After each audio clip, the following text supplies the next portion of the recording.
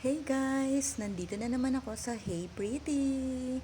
Siyempre, kailangan nating i-maintain ang pagiging fresh at glowing kahit tumatanda na tayo, 'di ba? Kailangan nating maganda everyday at maging sexy. Kaya pumunta ko dito para i-try ko rin yung Hey Pretty Clinic. Na-try ko na yung Surgilite at dito na naman ako ngayon.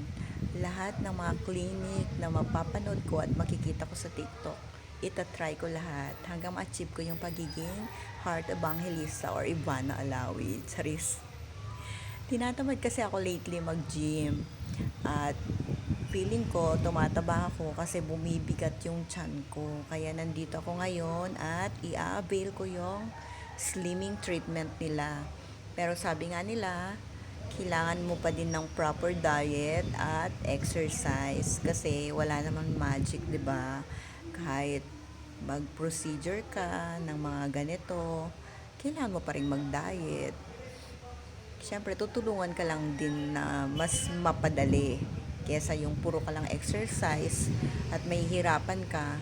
Mas madali yung may mga injection, ganon. Yung mga procedure na pang salamat, doc. At syempre, kailangan willing kang gumastos. Alam mo naman na ngayon, sa panahon ngayon, wala nang libre. Kailangan maglabas ng pera kung gusto mong gumanda. Eh kung ayaw mo nang maglabas ng pera, edi magdasal ka na lang. Baka sakali pa, gumanda ka kakadasal. Charis. Kidding aside guys, itry nyo tong Hey Pretty. Mababait din yung staff nila. Madami rin silang branch. Pero ito yung main branch nila. Kaya, go run na kayo.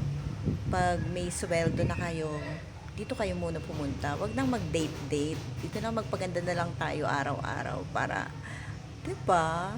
Love self na lang. Nakakasawa naman yung mga ano. Wala namang kwenta yung mga lalaking yan. Kaya go run na lang. Dito na lang ipamper nyo yung sarili nyo hanggang ma-achieve nyo yung gandang gusto nyo.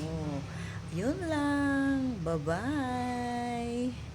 Ingat lagi. Happy April Fool's Day, mga sismars, mga ka-pretty.